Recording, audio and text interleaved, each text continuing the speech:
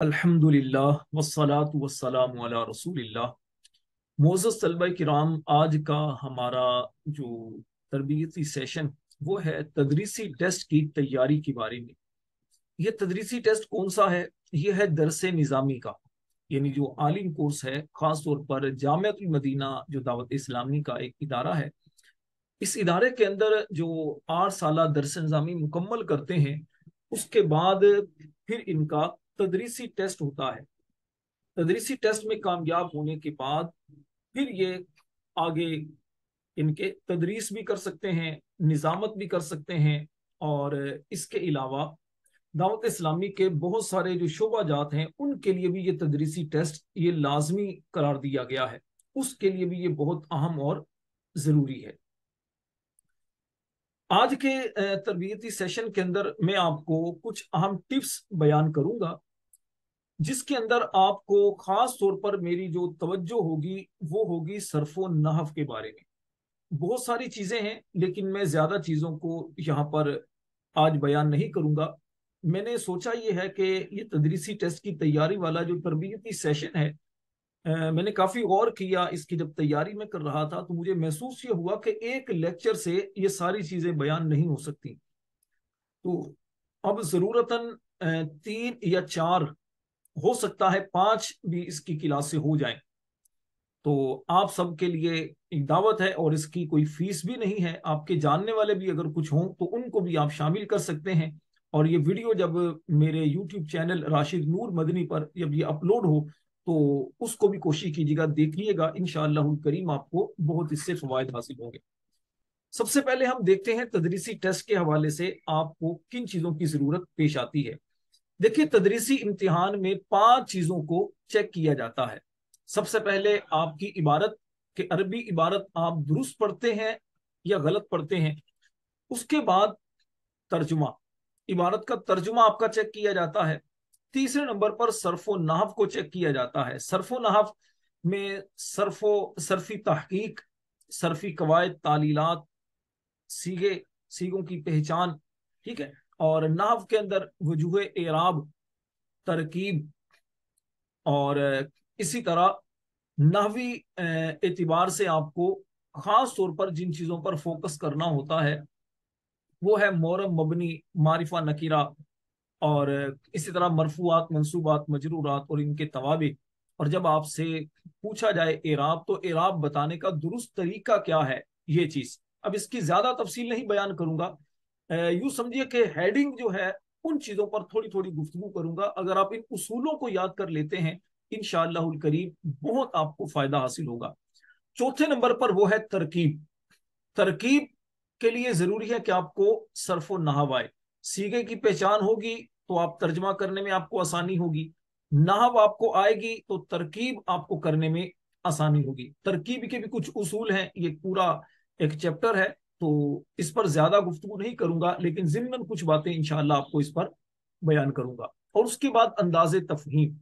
अंदाजे तफहीम का मतलब क्या होता है कि आपके समझाने का अंदाज क्या है, आप किस अंदाज से समझाते हैं। क्योंकि जाहिर बात है कि आपके सामने जो तलबा होते हैं, तो उन तलबा को आपने समझाना किस तरह है, इस चीज को आपने पेश नजर रखना है। खास तौर पर आज का जो हमारा लेक्चर, ये दोरा हदीस के जो तलबा तालिबात हैं उनके लिए, या दर्जा साबिया के या खामिसा के जो तलबा हैं जो तदरीसी टेस्ट की तैयारी करते हैं तो बहुत हवा बना लेते हैं कि पता नहीं होगा क्या। उनके लिए बहुत अहम बातें हैं। आप तदरीसी टेस्ट ना भी है तब भी इन चीजों की आपको, हर एक को यूं समझिए जो दरस निज़ामी करने वाला है उसको बहुत ज्यादा इसकी जरूरत रहती है। तो ये 5 चीजें हैं। अब इन 5 चीजों पर आपको कुछ मैं वजाहत करता हूं। सबसे पहले इबारत। इबारत में मजबूती का मतलब क्या है? इबारत में मजबूती का मतलब यह है कि इबारत पर पढ़े जाने वाले एराब की वजह एराब दलील के साथ मालूम होना।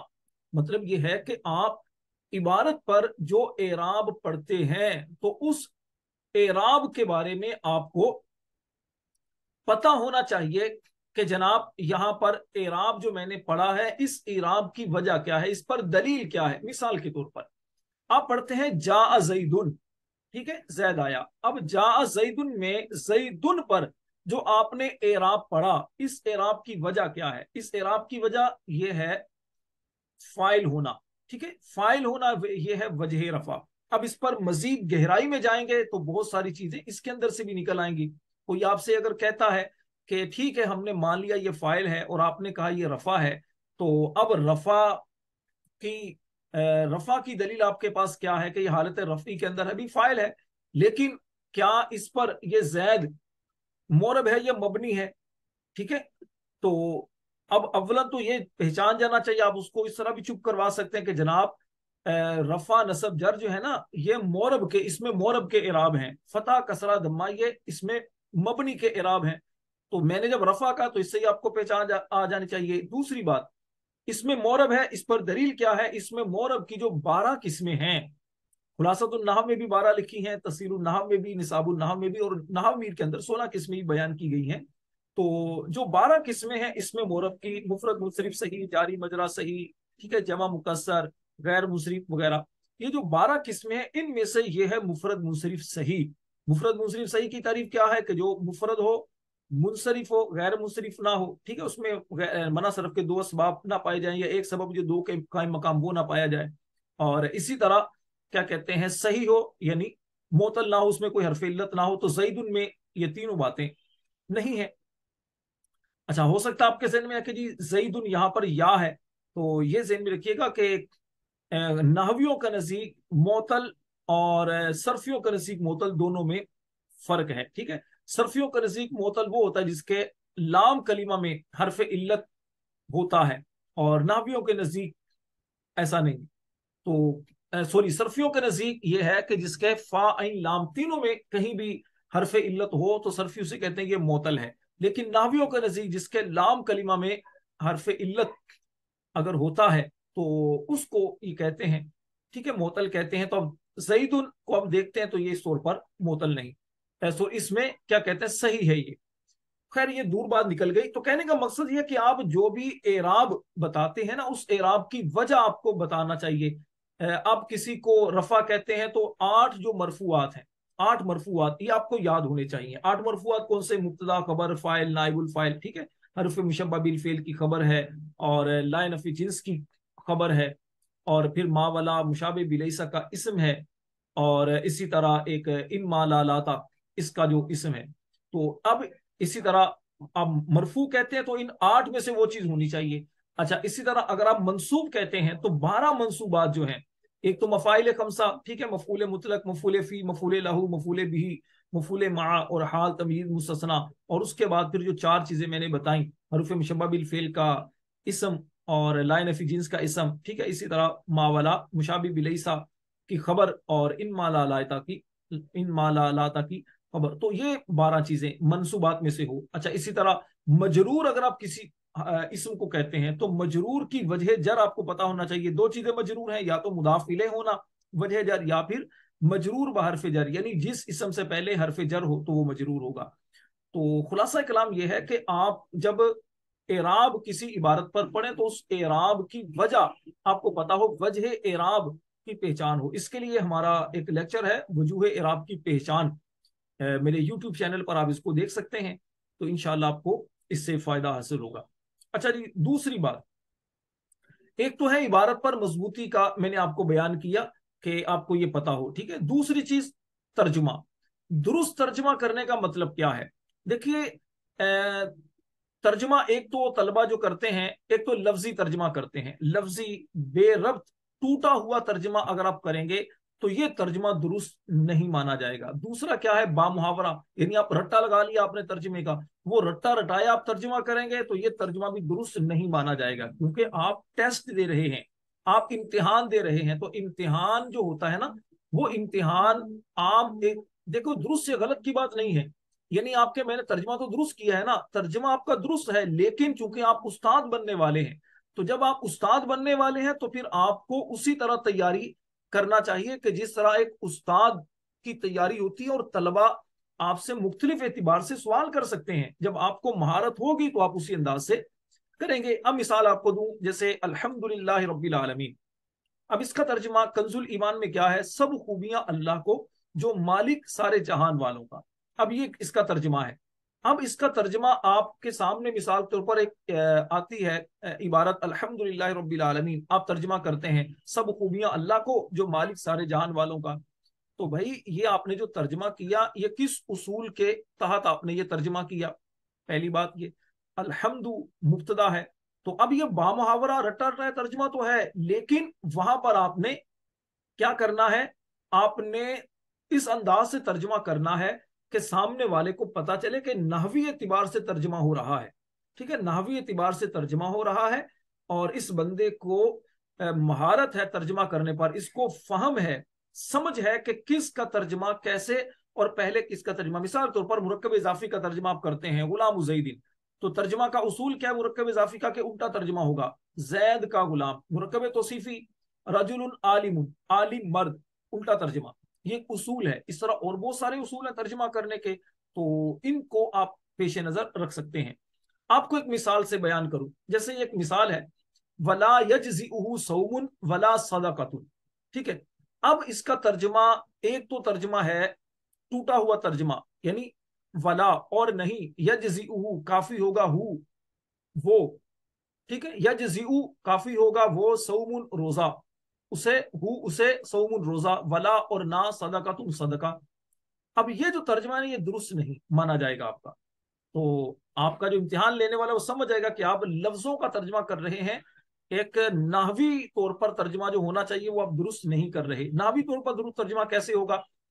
और उसे काफी नहीं होगा, वला यजज़िउ, और उसे काफी नहीं होगा, सौमुन रोजा, वला सदका और ना सदका, यानी उसे रोजा और सदका काफी नहीं होगा। तो इस अंदाज से जब आप तर्जमा करेंगे तो ये तर्जमा बिल्कुल दुरुस्त है नाहवी उसूलों के मुताबिक।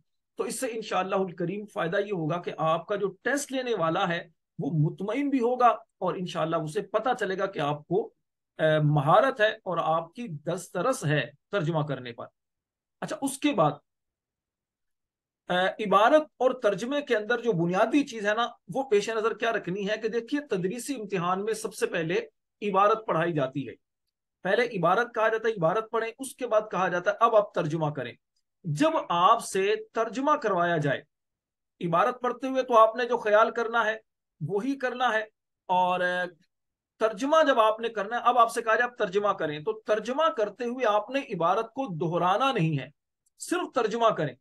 जैसे मिसाल तौर पर यह इबारत मैंने आपके सामने ये रखी थी, वला यजज़िउ सौमुन वला सदक़तुन। अब आप कहें वला यजज़िउ सौमुन वला सदक़तुन, इबारत पढ़ी, अब तर्जमा करने लगे तो कहा कि और नहीं, वला यजज़िउ, और उसे काफी नहीं होगा, सौमुन रोजा, वला सदक़तुन और सदका। तो अब इबारत को दोहराने से आपने बचना है, इबारत को दोहराना नहीं, तर्जमा करना है तो फिर सिर्फ तर्जमा करना है।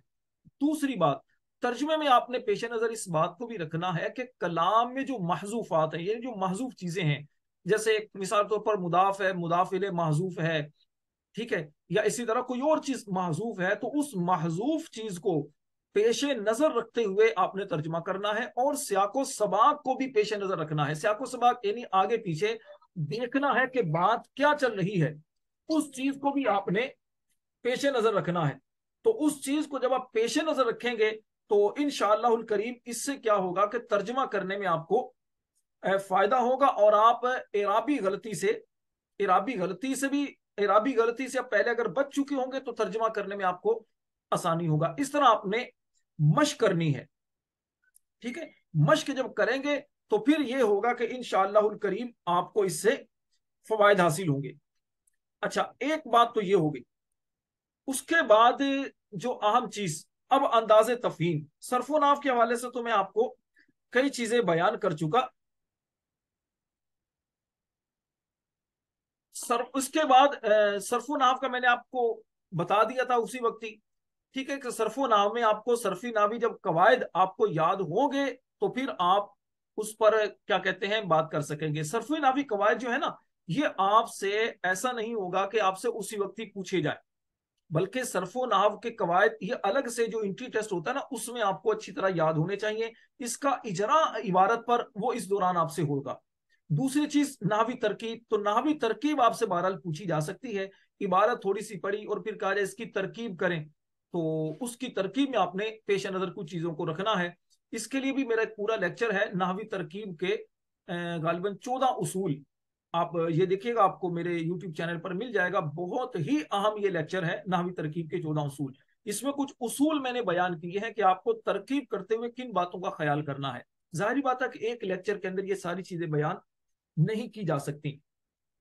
इंशाअल्लाहुल करीम मेरा इरादा यह है कि प्रॉपर अंदाज से एक बाकायदा एक कोर्स नाहवी तरकीब के हवाले से भी करवाऊंगा मैं।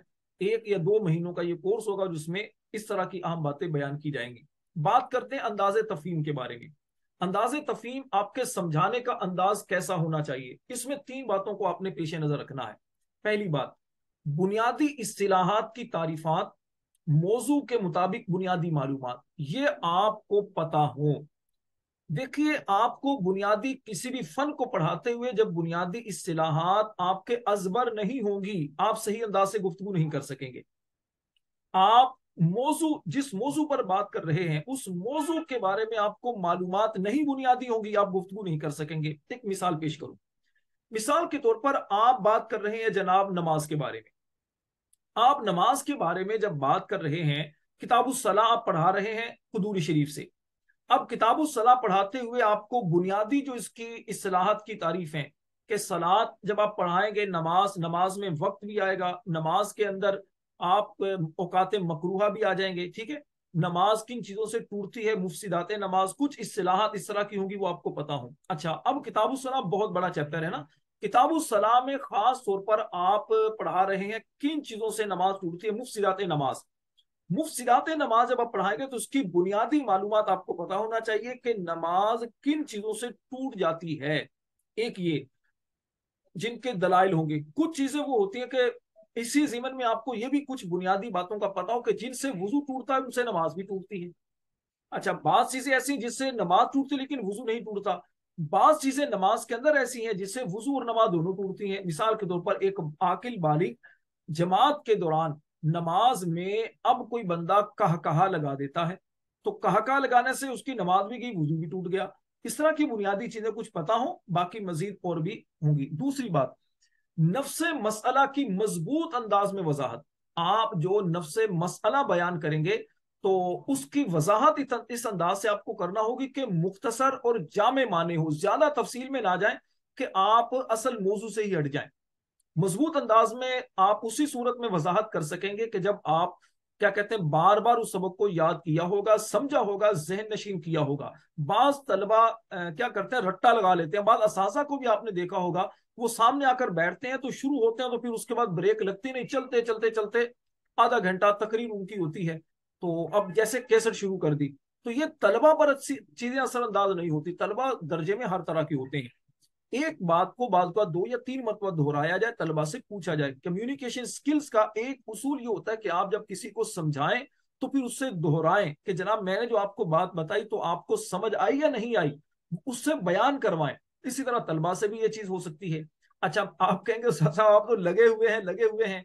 तो मसला ये है कि अब मैं आपको तदरीस नहीं कर रहा, आपको उसूल बयान कर रहा हूं, और ये चीज रिकॉर्ड भी हो रही है। रिकॉर्डिंग आपको मिल भी जाएगी तो इस तरह आपके लिए आसानी हो जाएगी। वक्त थोड़ा है, इसीलिए मैं चीजें आपको उसूल बता रहा हूं।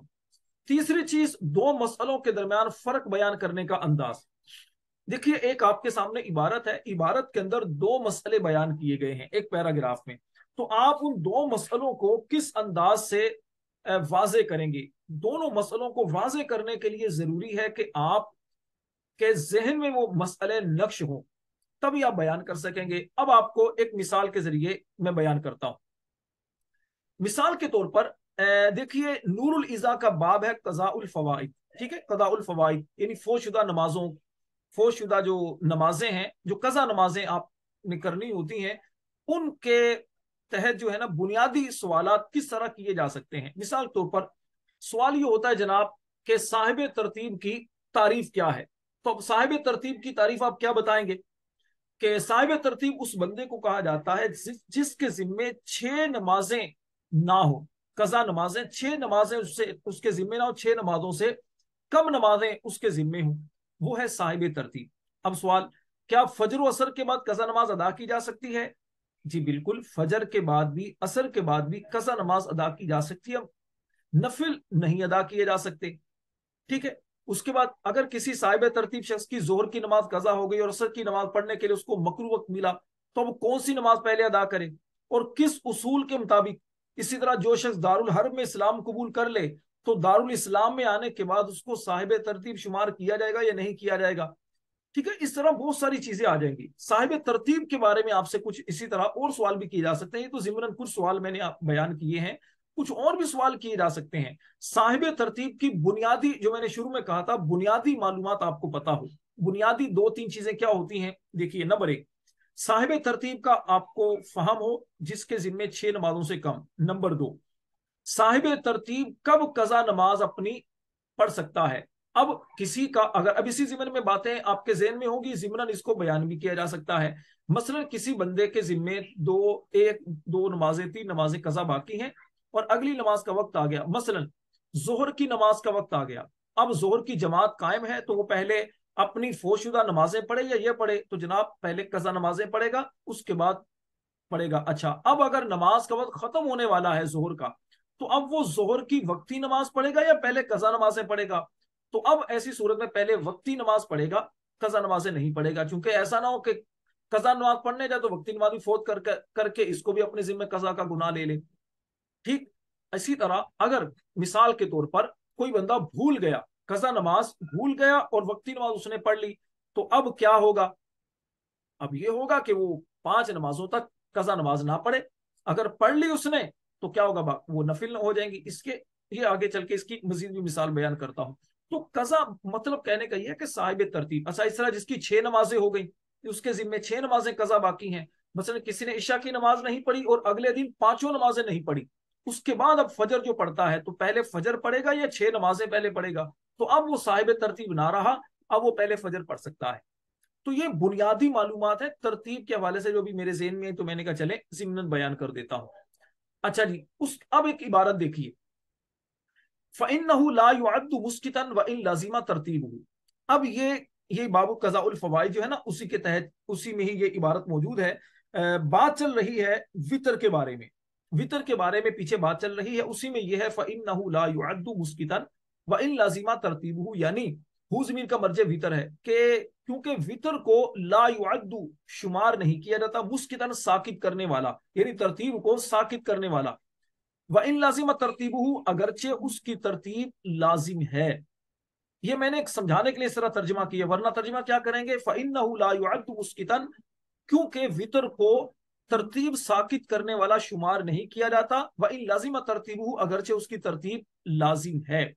अब इसके अंदर क्या है, इसके अंदर आपने इबारत को किस तरह समझाना है। इसमें आपने इबारत को नफ्से मसला इस अंदाज से जनाब समझाना है कि यहां पर बात हो रही है वितर के बारे में कि कजा नमाजें, जो 5 कजा नमाजें हैं किसी के जिम्मे, अगर 6 कजा नमाजें अगर किसी के जिम्मे हैं, किसी के जिम्मे 6 अगर कजा नमाजें हैं, तो उन 6 कजा नमाजों, 6 कजा नमाजें हैं, तो 6 कजा नमाजों के बाद अब फजर जो है तो वो पढ़ सकता है, जो मैंने मसला बयान किया। लेकिन अगर किसी के जिम्मे वितर, इनके उसने इशा के वितर फर्ज पढ़ लिए, वितर नहीं पढ़े, वितर नहीं पढ़े और साथ में 5 नमाजें अगले दिन की ये भी नहीं पढ़ी, ठीक है, वितर और 5 नमाजें, ठीक है। अब अगले दिन की फजर, क्या ये वितर जो है ये तरतीब को साकित करने वाले हैं, तो जनाब नहीं। ला युअद्दु मुस्कितन का मतलब यह कि वितर को साकित करने वाला शुमार नहीं किया जा सकता, नहीं किया जाता। यानी वितर जो है तरतीब को साकित नहीं करेंगे। अब फजर से पहले ही वो क्या करेगा, वही कि अगर फजर का वक्त काफी बाकी है तो पहले 5 नमाजें पढ़ेगा, वितर भी पढ़ेगा। व इन लाजिमा तरतीब, इसका मतलब क्या कि अगरचे इसकी तरतीब लाजिम है, मतलब यह है कि अगर किसी के जिम्मे 6 नमाजें हैं, यानी जैसे ईशा भी नहीं पढ़ी और अगले दिन की 5 नमाजें भी नहीं पढ़ी, अब अगले दिन की फजर या जोहर आती है, तो अब उसके जिम्मे 6 नमाजें, तो उसने 5 नमाजें पढ़ ली। 5 नमाजें पढ़ने के बाद अब वो फजर पढ़ रहा है, 5 नमाजें पढ़ी, ईशा के फर्ज भी पढ़ लिए, वितर नहीं पढ़े, तो अब वो क्या करे, तो उसके लिए लाजिम है कि वितर भी पढ़े। वितर पढ़ेगा तो इसके ये साहिब क्या कहते हैं तरतीब इसकी साकित होगी। अगरचे इसकी तरतीब लाजिम, यानी वितर पढ़ेगा तो ये इसके जिम्मे से ये तरतीब वाला जो है ना साहिब तरतीब ये बनेगा। वरना ऐसा नहीं कि वितर छोड़कर वो फजर की नमाज पढ़ ले, ठीक है ना, ये चीज है। उसके बाद ये नफ्से मसला, इबारत और उसको समझाने का अंदाज क्या वो। अब एक फलौ सल्ला फर्दन जाकिरन फाइततन, ये मिसाल इस बात की है, दो मसलों के दरमियान फर्क करने का अंदाज। पीछे मैंने आपको जो बयान किया था, क्या कहते हैं, ये तीन चीजें आपको बयान की थी मैंने, ये वाली के अंदाजे तफहीम में तीन बातों को पेश नजर रखना है: बुनियादी मालूमात, नफ्स मसला की मजबूत अंदाज में वजाहत, और तीसरी चीज दो मसलों के दरमियान फर्क बयान करने का अंदाज।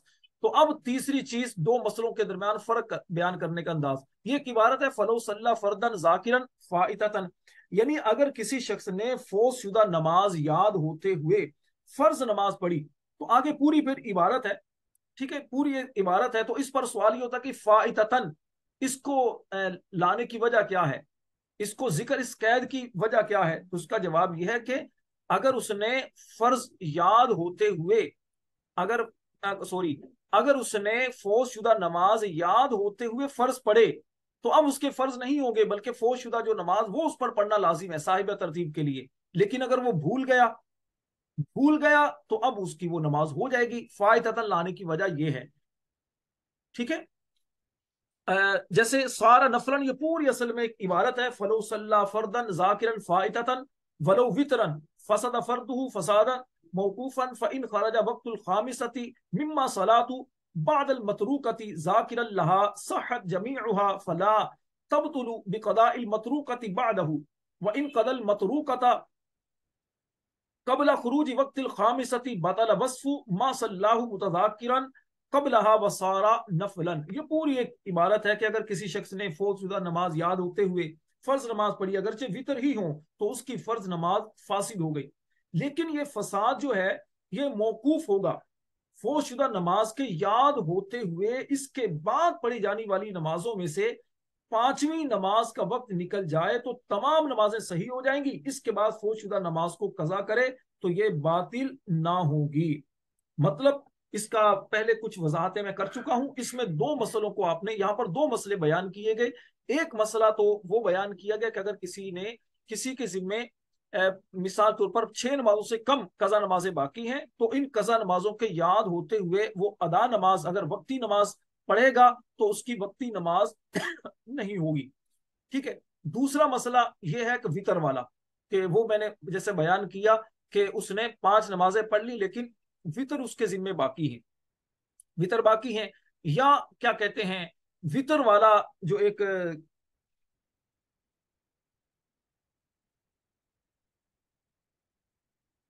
यानी उसने या फिर सिर्फ वितर पढ़ लिए। तो ये दो मसलों का फर्क है, उसमें मजीद तफसील आप वहां पर जो नूरुल इज़ा है वहां देख लीजिएगा, इंशाल्लाह मजीद समझ आ जाएगी। तो कोशिश तो की है कि बुनियादी जो उसूल हैं तदरीसी टेस्ट की तैयारी के हवाले से वो आपके सामने बयान किए हैं। मुझे उम्मीद है कि इंशाल्लाह आपको इससे बहुत फायदा होगा।